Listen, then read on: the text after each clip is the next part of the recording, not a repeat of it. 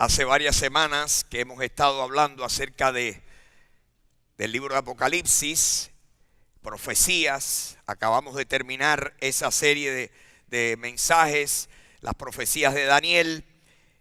Y repasando Apocalipsis, pues por supuesto comenzamos viendo de que hay un mensaje que el Señor le dijo a Juan: escribe las cosas que has visto, escribes las que son y las que serán después de estas. Todo lo que vio en visión el apóstol Juan tenía que escribirlo. ¿Qué vio el apóstol Juan? Las cosas que eran en su tiempo presente, en el tiempo de Juan, y las que han de ser en el futuro. Y nosotros estamos hablando de las cosas que eran presentes en el tiempo de Juan, que fue el mensaje a las 7 iglesias. Le hemos llamado a esta serie el mensaje a las 7 iglesias. Las 7 iglesias que existían, el Señor seleccionó 7 iglesias en lo que hoy sería la nación de Turquía, en aquel entonces Asia Menor. Y el Señor escogió 7 iglesias para enviarles un mensaje particular a cada una de ellas. Si me ponen el próximo slide, las iglesias, las 7 iglesias, ¿cuáles son? La iglesia de Éfeso fue la primera, en Apocalipsis 2, versículo 1. Luego, el mensaje a la iglesia de Esmirna, una congregación en la ciudad de Esmirna. Luego, el tercer mensaje a la iglesia de Pérgamo, en la ciudad de Pérgamo. El cuarto mensaje a la iglesia de Tiátira, que es de la que vamos a hablar hoy. La iglesia en Tiátira se encuentran las palabras de Jesús dirigidas a esa iglesia en Apocalipsis capítulo 2. En Apocalipsis capítulo 3 nos habla de la quinta iglesia, el más difícil. Lo hablaremos la semana que viene. Es el mensaje más difícil, el más duro, el más difícil de hablar, el más triste. El mensaje a Sardis. Las palabras que el Señor le habla al ángel de la iglesia de Sardis fueron palabras sumamente trascendentales. Luego la sexta iglesia, la iglesia en la ciudad de Filadelfia, una iglesia sana, una iglesia a la cual el Señor no le dice nada, no le hace ninguna amonestación. La séptima iglesia, también el Señor la disciplinó y le dijo, la iglesia en la Odisea, le dijo: yo reprendo y castigo a todo el que amo. Sé pues celoso y arrepiéntete. Yo les doy ahora mi opinión, lo que yo recojo. Uno lee la Biblia y, como hemos comentado anteriormente, uno lee la Biblia y lo primero que uno tiene que hacer es hacerse 3 preguntas. Yo me hago 3 preguntas cuando leo la Biblia. Primero, estoy leyendo, estoy entendiendo la lectura, lo que estoy leyendo, estoy entendiéndolo. Lo leo detenidamente, lo leo 2 veces, lo leo 3 veces, para asegurarme de que estoy entendiendo la lectura. Segunda pregunta: ¿qué es lo que está enseñando lo que estoy leyendo? Trato de entender la enseñanza. A veces es dificilísimo entender la enseñanza. Me lleva a la tercera pregunta que me hago yo. La tercera pregunta es: esto pasó hace 2000 años, pero Dios lo dejó escrito para mi provecho y para el tuyo. Tiene provecho porque todo lo que está escrito fue para nuestra enseñanza, para nuestra instrucción, para nuestras advertencias para nosotros. Por eso está escrito. Por lo tanto, la tercera pregunta es: ¿qué aplico a mi vida lo que estoy leyendo? Lo que usted y yo vamos a leer en esta mañana fue lo que verdaderamente estaba pasando en Tiátira. un mensaje que ya usted va a ver el contenido del mensaje. Usted y yo no vivimos en aquel entonces ni estamos completamente contextualizados. Sin embargo, aunque no lo podamos entender todo, lo que estaba pasando específicamente en aquella iglesia, en la iglesia de Tiatira, no lo podemos entender en su totalidad porque es un pedacito, 8 o 9 versículos para explicar toda una situación que estaba ocurriendo. Pero esa es la información que el Señor escogió revelarnos y darnos a nosotros para que nosotros podamos aplicarlo en nuestra vida. Y yo creo que al yo sentarme y pensar y volver a pensar qué aplico, qué puedo aplicar a mi vida, hay algo que yo quiero compartir para que usted lo considere y que usted vea si la aplicación a su vida hoy en día tiene lugar, tiene cabida. Mi opinión es que los mensajes del Señor a estas 7 iglesias fueron mensajes muy serios, muy serios. Fueron mensajes estrictos. Fueron mensajes en algunos casos severos.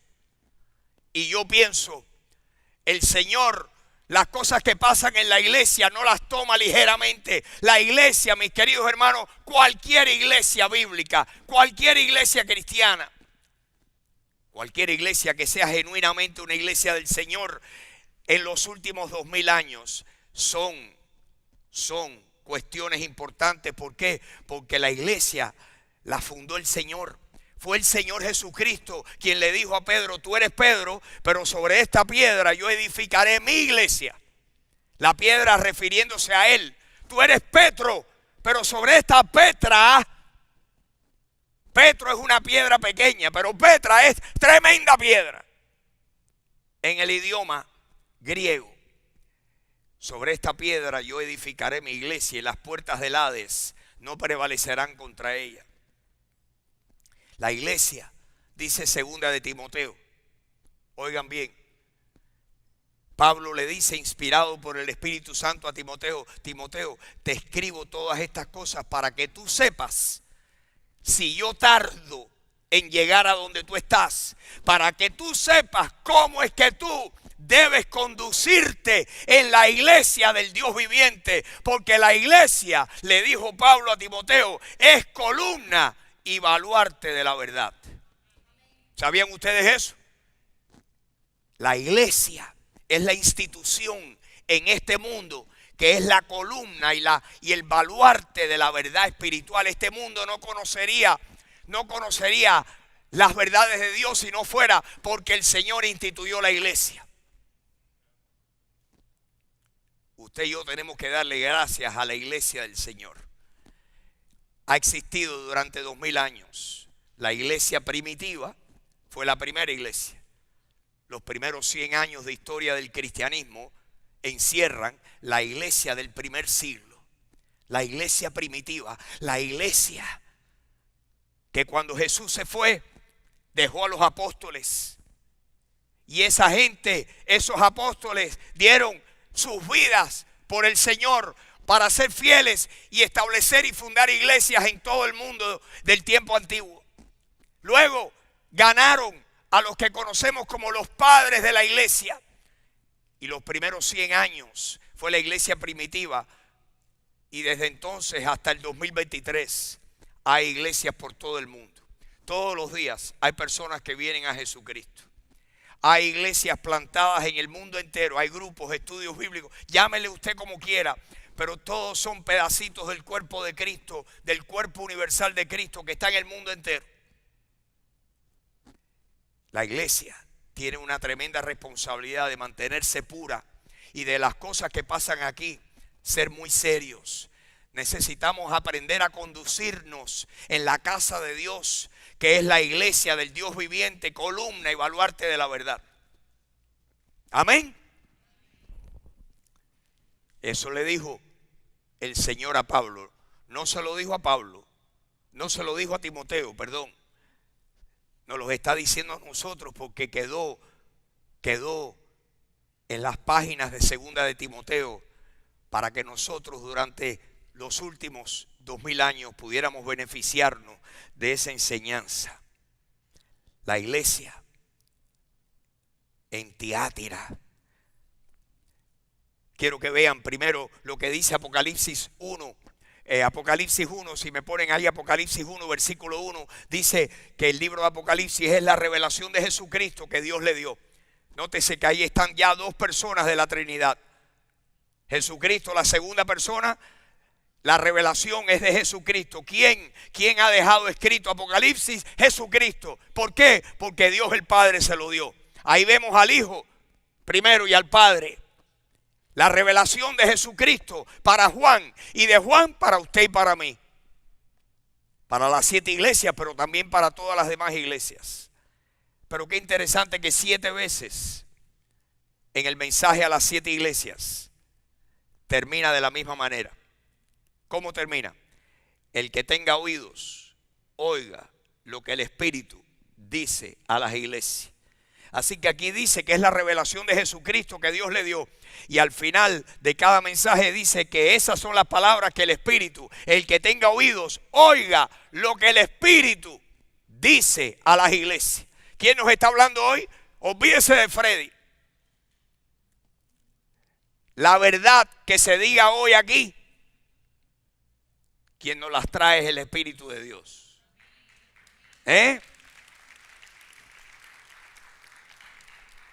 La Biblia que usted y yo leamos hoy, estamos leyendo la revelación de Jesucristo que Dios le dio, pero que quien nos está hablando, el que tenga oídos para oír, oiga lo que el Espíritu dice a las iglesias. Así que ahí vemos la Trinidad, vemos al Hijo, vemos al Padre y vemos al Espíritu Santo. ¿Sabían ustedes que no hay celos ni competencia en la Trinidad? Dios es triuno, Dios es Padre, Hijo, Espíritu Santo, y los tres son uno y los tres son Dios. Pero no hay competencia entre ellos. El uno le cede al otro. Cada uno tiene su rol, su papel.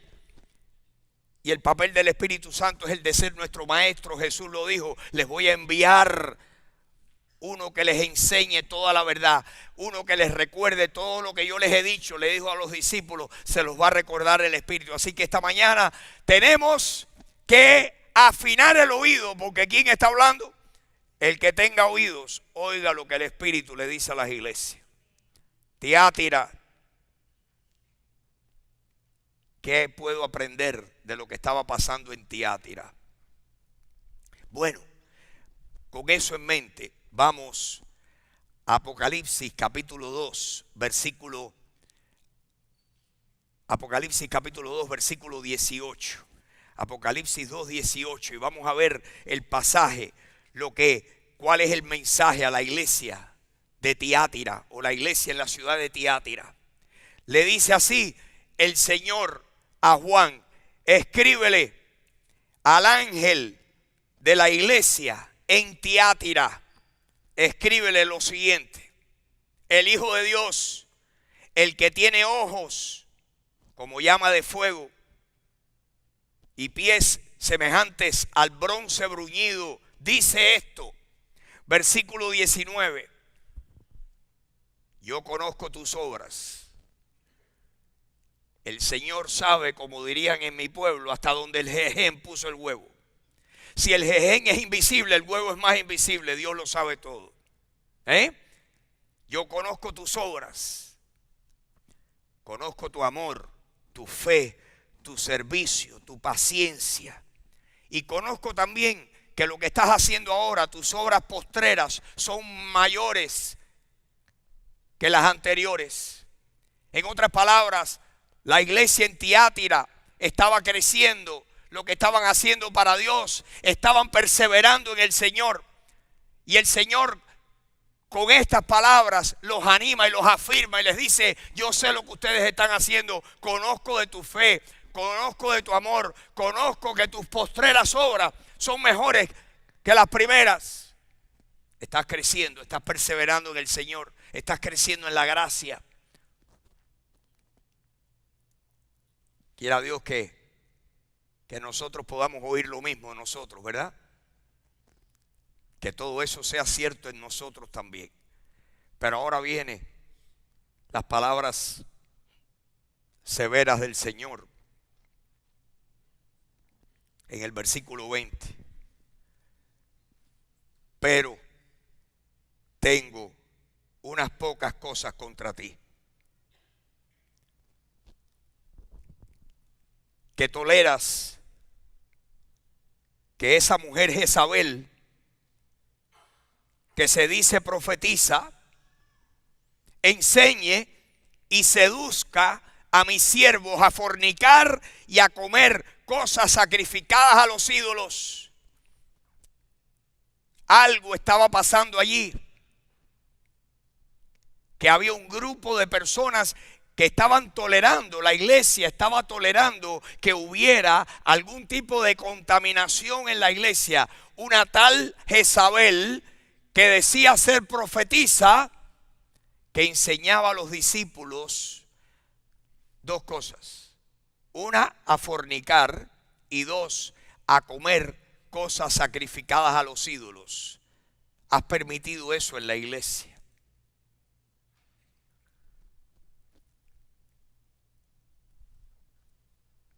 Estás tolerando eso, y eso no me agrada a mí. Versículo 21. El Señor estaba tratando, estaba lidiando con eso. Y miren lo que les dice, versículo 21. Yo le he dado tiempo para que se arrepienta, pero no quiere arrepentirse de su fornicación. Por lo tanto, versículo 22. He aquí, yo la arrojo en cama y en gran tribulación, a ella y a los que con ella adulteran, si no se arrepienten de las obras de ella. Versículo 23. Y a sus hijos heriré de muerte, y todas las iglesias sabrán que yo soy el que escudriña la mente y el corazón, y les daré a cada uno según vuestras obras. Versículo 24. Pero a ustedes que no están participando de eso, y a los demás que están en Tiátira, a cuantos no tienen esa doctrina, esa enseñanza, y no han conocido lo que ellos llaman las profundidades de Satanás, yo les digo, no les impondré otra carga. Versículo 26. Al que venciere y guardare mis obras hasta el fin, yo le daré autoridad sobre las naciones. Versículo 27. Y las regirá con vara de hierro, y serán quebradas como vaso de alfarero, como yo también la he recibido de mi Padre. 28 y 29. Y además le daré la estrella de la mañana. Y por último el 29. El que tiene oído, oiga lo que el Espíritu dice a las iglesias. Tremendo. Tremendo. Ahora,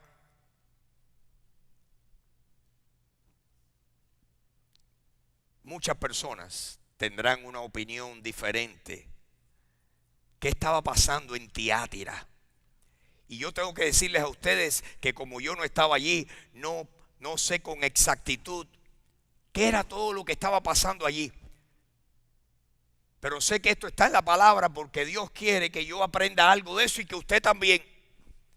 Y hay alguna aplicación para nosotros en esta mañana. Óigame bien.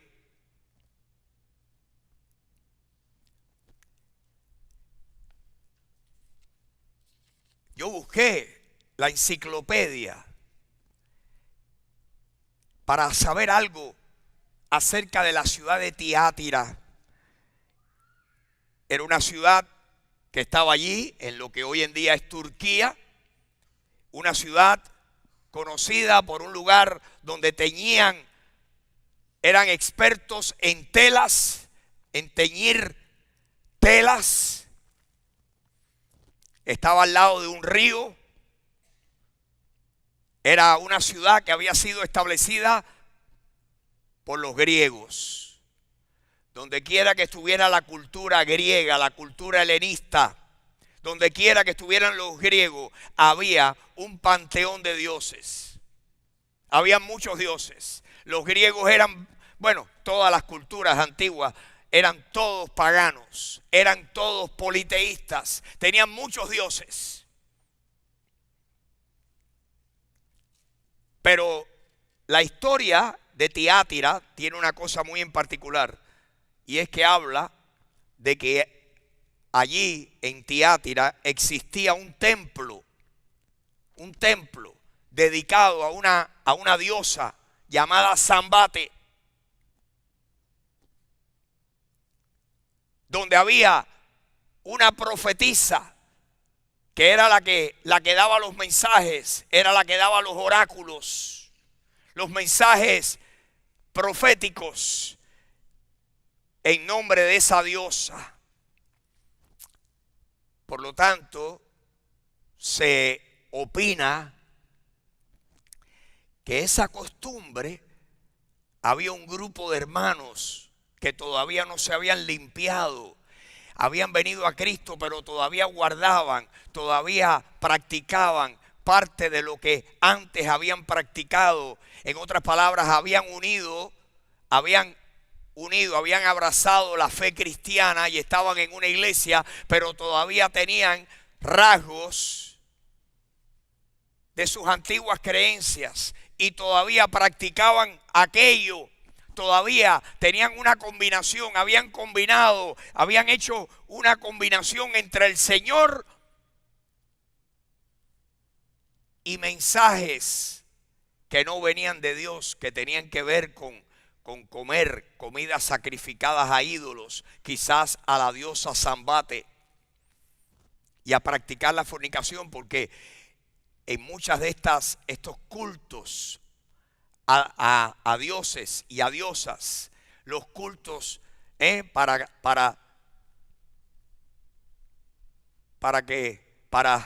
poner en algo la pachanga, habían sacrificios sexuales. Y dicen que en Zambate había eso, a la diosa Zambate. Ahora yo quiero que hablemos de la palabra un momento. Si usted lee, como he leído yo algunas veces, el Antiguo Testamento, desde el principio de la creación el hombre se desvió. Romanos capítulo 1 dice que las cosas invisibles de Dios se hacen claramente visibles desde la creación del mundo, de modo que la humanidad no tiene excusa, pero que los hombres, habiendo conocido a Dios, sabiendo el gran poder que tiene Dios, viendo la evidencia en la creación, no lo honraron como Dios ni le dieron gracia, sino que se envanecieron en sus corazones. Su necio corazón fue entenebrecido y escogieron adorar a personas, a cuadrúpedos, a peces, a reptiles, inclusive a otros tipos de animales, insectos. Y se desviaron. Y si usted lee conmigo el Antiguo Testamento, hay una idea que yo me llevo, una idea bastante general al leer el Antiguo Testamento, y es que de todos los pecados que vemos que el hombre ha cometido en su rebelión contra Dios, en su muerte espiritual, el pecado más detestable para Dios, el que más detesta a Dios, es el pecado de adorar a otros seres que no sea al Dios invisible, al Dios verdadero. Tanto es así que cuando Moisés lleva al pueblo de Israel hasta el monte Sinaí y Dios dice: sube, que te voy a revelar, ahora te voy a dar las leyes básicas, te voy a dar los 10 mandamientos, empieza Dios, dice que el dedo de Dios fue el que escribió las palabras en aquellas tablas de piedra. El primer mandamiento dice: no tendrás dioses ajenos delante de mí. El segundo: no te harás imagen. ni ninguna semejanza, ni de lo que está arriba en el cielo, ni de lo que está en la tierra, ni lo que está en las aguas debajo de la tierra. No te inclinarás a ella ni las honrarás, porque yo soy Jehová tu Dios, fuerte, celoso, que visito la maldad de los padres sobre los hijos, hasta la tercera y la cuarta generación de los que me aborrecen, y que hago misericordia a millares, a los que me aman y guardan mis mandamientos.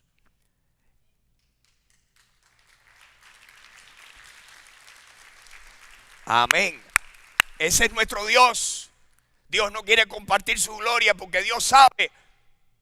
¿Sabe lo que sabe Dios? Lo que dice el Salmo 115. Los ídolos de las naciones son oro y plata, obra de manos de hombres. Tienen ojos y no ven. Tienen orejas y no oyen. No hay aliento de vida en sus bocas. Esos son los ídolos de los pueblos.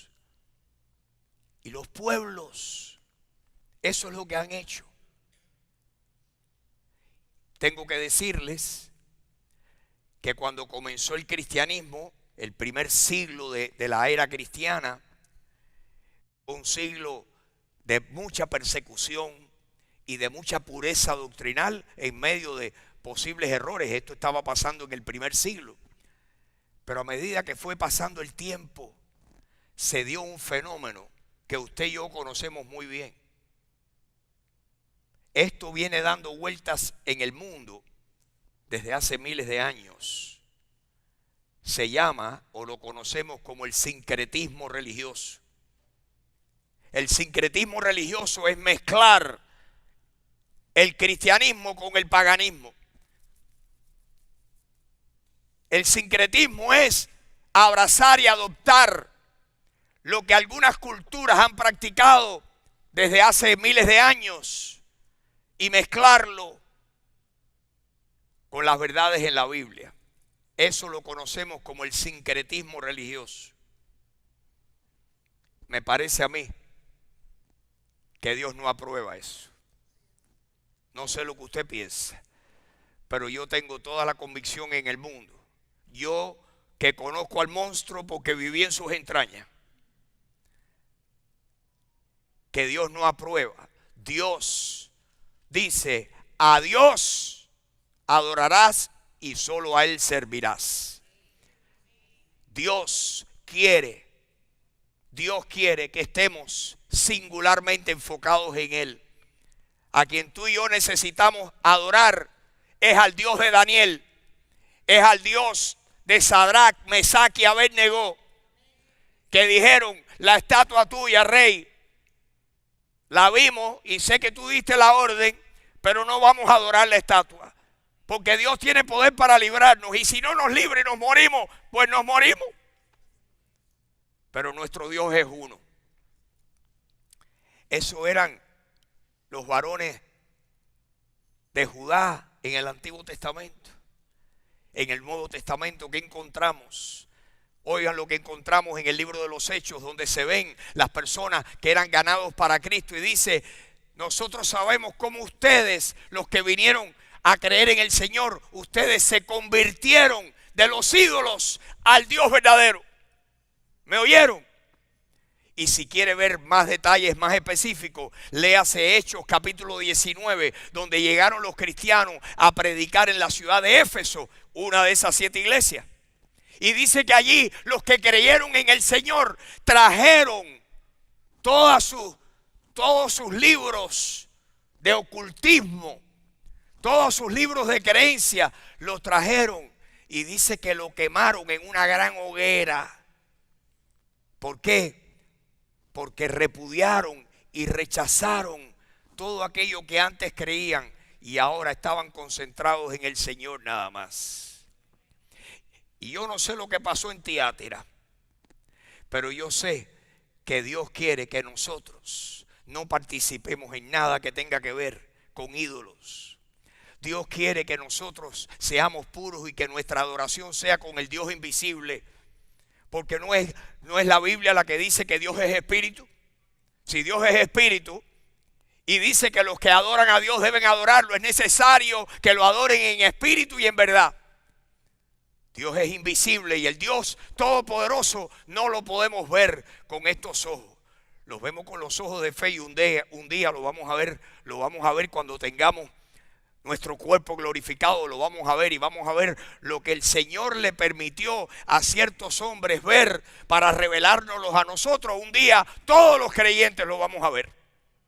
Vamos a ver el trono de Dios, vamos a ver la eternidad, vamos a ver todo lo que Juan describe, todo lo que Pablo describe lo vamos a ver. Pero mientras tanto vivimos por fe y adoramos al Dios que no se puede ver. El Dios que no se puede ver. Si tu Dios lo puedes ver, es un Dios con letra minúscula. Si lo puedes ver, es un Diosito pequeño. El Dios nuestro creó los cielos y la tierra. Dijo la palabra y fue. Nuestro Dios es eterno, es invisible al ojo humano, no es material. Y a Él debemos adorar. Y yo quiero decirles, mis queridos hermanos, que Dios desea que nosotros seamos fieles a ese Dios y que no mezclemos lo cristiano con lo pagano, que averigüemos y nos cercioremos profundamente, que nos cercioremos y que en nuestra casa, que en nuestra cultura, que no digamos, ay no, porque no, es que mis padres, mi papá, mi mamá, como el hombre que me dijo, yo queriéndolo ganar para Cristo, me dijo, Freddy, escúchame, te voy a decir una cosa y no te la quiero decir más. Mira, mi papá ocupó un lugar, ya murió, pero mi papá ocupó un lugar, esto me pasó hace años, pero esa historia me quedó impresa en mi vida. Mi papá para mí fue la persona más importante en mi vida. Mi papá me marcó. Y yo quiero que tú sepas que tú me hablas de cristianismo. Y sí, yo te oigo y eso. Pero Freddy, no trates de cambiar. Yo no voy a lo que mi papá creía. Y como mi papá creyó cuando se murió, así me voy a morir yo también. Así que no intentes más convertirme en cristiano. Yo no voy a cambiar. Y yo dije, ok.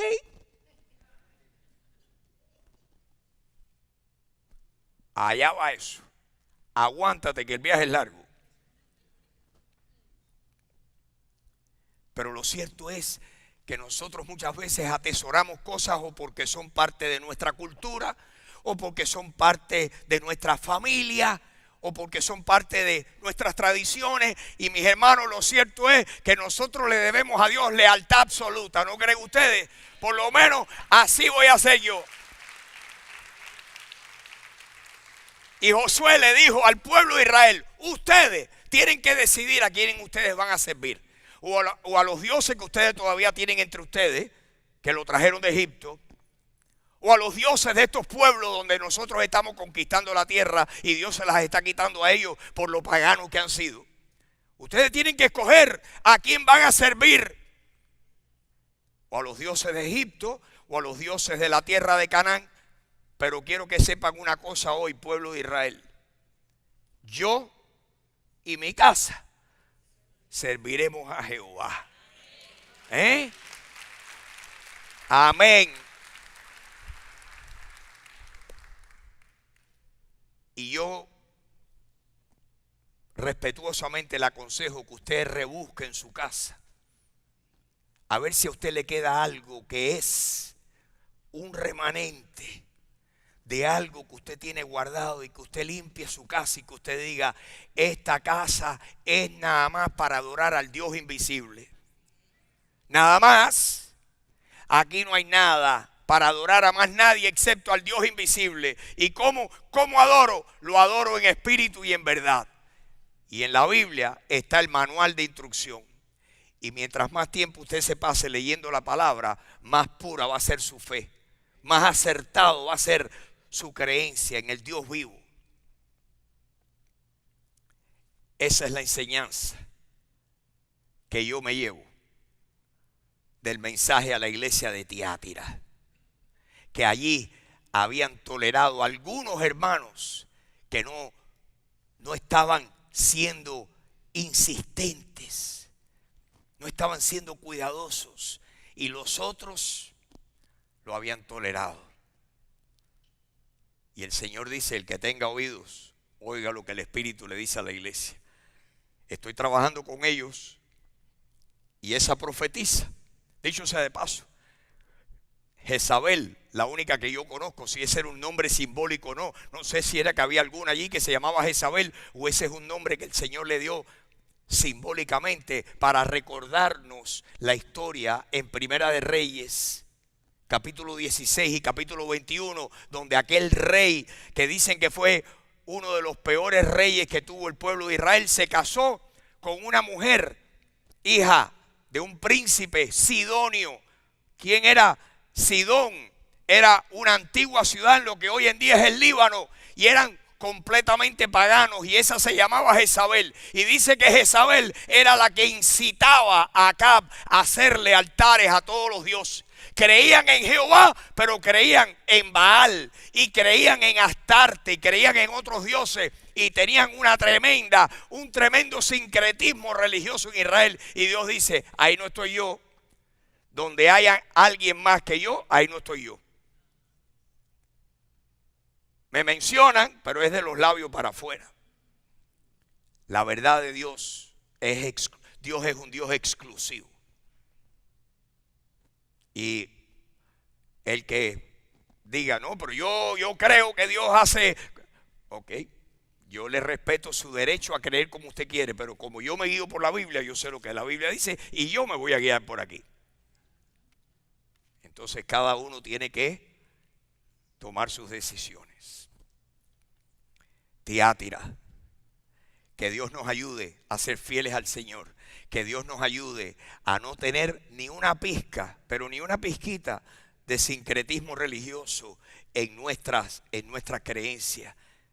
Que nuestra creencia sea devotos al Señor. Y yo le aconsejo una cosa más. Todo esto que yo le estoy diciendo es sentado. Yo no busqué un diccionario bíblico, no busqué un comentario bíblico para darles a ustedes un estudio, no busqué. Hoy dicen que preparan mensajes la gente con la inteligencia artificial y le dan un mensaje completo para hablarlo. Pero leí y volví a leer y volví a leer y me senté y pensé, y yo le sugiero que usted haga lo mismo, que usted busque la verdad de Dios leyendo la palabra, y mientras más cerca usted esté de Jesús, no me siga a mí. Yo me puedo equivocar, no hay un hombre infalible, no hay uno, ni yo, ni el que mejor hable en el internet. No hay hombre infalible, no hay nadie infalible. Todos tenemos alguna porción donde estamos errados en cómo entendemos algo. Por eso lo que tenemos es que pasarnos mucho tiempo a sola con Jesús. Mientras más a sola estamos con Jesús, mejor nos va a ir. Liberémonos de seguir hombres. Nosotros seguimos al Señor. Al Señor. Y si usted quiere seguir al Señor, tiene que empezar por creer lo que Dios dice acerca de su Hijo. ¿Qué dice la Biblia? Óigame bien. La Biblia no dice que si usted va a una iglesia, que ya usted está bien. No. La Biblia dice que Dios nos ha dado vida, y esta vida está en su Hijo. El que tiene al Hijo tiene la vida. ¿Qué es lo que yo necesito para tener vida? Para tener vida, para que el día que me muera vaya a vivir con Dios. Necesito tener a Jesucristo dentro de mí. Necesito recibir a Jesucristo y creer en Él de todo corazón. Que Jesús es el Hijo de Dios, que vino al mundo. Murió como culpable sin serlo. Entender que la razón que murió sin ser culpable es porque nuestros pecados, mis pecados, el Señor se los echó encima. Dicen las Escrituras que al que no conoció pecado por nosotros, Dios lo hizo pecado para que nosotros pudiésemos ser hechos justicia de Dios en Él. En Él. Que cuando recibimos a Cristo, la justicia de Cristo, Dios el Padre la pone a cuenta nuestra, y Dios borra nuestros pecados, nuestra deuda la borra, porque la justificación que recibimos por la fe neutraliza y cancela la deuda que tenemos con el Padre. Dios recibe nuestra fe en lo que Jesucristo hizo. Usted lo que necesita es tener a Jesucristo viviendo dentro de usted. No es venir a la iglesia. Hay veces que pensamos, no estoy yendo a la iglesia, no estoy andando con cristianos. Todo eso es bueno, pero eso tiene un fin, y el fin es que usted crea y reciba y acepte a Jesucristo como su Salvador, porque eso sí es salvación. Estar en la iglesia puede ser bueno y usted oiga palabras de salvación, pero la verdadera salvación viene cuando usted recibe, cuando usted cree el mensaje, cuando usted oye el evangelio y cree en Jesucristo. Y dice Efesios 1:13 que en ese momento somos sellados con el Espíritu Santo. Por favor, hágalo en esta mañana. Si no lo ha hecho ya, por favor, hágalo hoy. Tenga la mejor Navidad de su vida. La mejor Navidad de su vida es cuando usted dice, yo sé por qué vino Jesús. Vino porque me amó a mí, murió por mí, resucitó por mí, y yo lo he recibido de todo mi corazón. Amén. Vamos a tener un momento de oración y le voy a pedir que con el corazón suyo, usted no lo tiene que hacer por mí, que usted piense lo que yo acabo de decir. Dice el apóstol Juan, el que tiene al Hijo tiene la vida. Y yo le pregunto, ¿tiene usted al Hijo viviendo dentro de usted? ¿Tiene usted al Hijo viviendo dentro de usted? El que tiene al Hijo tiene la vida. El que no tiene al Hijo de Dios no tiene la vida. ¿Y cómo termina el apóstol Juan? Dice, estas cosas les he escrito a ustedes que creen en el nombre del Hijo de Dios, para que sepan que tienen vida eterna, y para que crean en el nombre del unigénito Hijo de Dios. Y esta mañana usted puede tener esa conversación. Así me pasó a mí, leyendo la Biblia hace 50 y tantos años. Leyendo la Biblia, y de repente el Señor me convenció de la necesidad que yo tenía de tener a Cristo, y le dije, Señor, perdona mis pecados porque necesito perdón. Y creí en Jesucristo. ¿Y qué pasó? Que el Señor entró en mi vida. El Señor entró. Y ahora me di cuenta que Cristo estaba dentro de mí, y algo cambió dentro de mí. Y ahí me enamoré del Señor y me enamoré de la Biblia, y el resto es historia. Yo le imploro que usted haga lo mismo esta mañana. Dígale, Jesús, sálvame, que yo necesito que tú me limpies mis pecados. La Biblia dice que la sangre de Jesucristo tiene tanto poder, tanto poder, tanto poder tiene la sangre de Jesús. La sangre de Jesucristo es tan poderosa que puede limpiar el peor de los pecados, que puede perdonar al peor de los pecadores. La sangre de Jesucristo. No es una iglesia, no es un dogma, no es un sitio físico. Es la sangre de Jesucristo que me puede dar perdón. Solo de Jesús la sangre. Y un nuevo corazón. Solo de Jesús la sangre. Precioso es el raudal que limpia todo mal. No hay otro manantial. Solo de Jesús la sangre. Esa sangre te puede salvar y perdonar y limpiar todos tus pecados. Díselo, Señor, límpiame con tu sangre en este momento. Límpiame, que yo creo en ti de todo corazón. Señor, hazlo, Señor, con alguien aquí. Trae a alguien a los pies tuyos, Señor, como me trajiste a mí un día, como has traído a tantos, Señor. Tú tienes poder para salvar. Esa es tu especialidad, Señor, salvar al que viene a ti. Salvarlo. Para eso moriste, Señor, y resucitaste. Señor, a los que estamos aquí, que ya te hemos recibido, Señor, yo te pido que nos limpies. Que nos limpies de cualquier confusión, de cualquier remanente que quede de nuestra vida pasada, de antiguas maneras de pensar, de donde vengan, Señor, que podamos decir: yo nada más que tengo a un solo Dios a quien yo adoro, se llama Jesús. Señor, te pido que hagas eso con nosotros. Ayúdanos a limpiar nuestros hogares, a rebuscar, Señor, y limpiar y estar seguros, Señor, de que no estamos compartiendo la fe en ti con más nadie ni con más nada. Te pido que hagas eso para todos los que estamos aquí presentes en esta mañana. Señor, ayúdanos. Que nuestras postreras obras sean mejores que las primeras. Queremos permanecer en ti, crecer, perseverar, llevar fruto, crecer en el conocimiento tuyo. Gracias, Señor. Te damos gracias esta mañana. ¿Cuántos le dan gracias al Señor esta mañana? Te damos gracias, Señor. Te damos gracias. Te damos gracias. A ti sea toda la gloria, Señor. Gracias por ser un Dios bueno, salvador, amoroso, proveedor. Hoy bendecimos tu nombre. Te pedimos, Señor, tus bendiciones en estos días.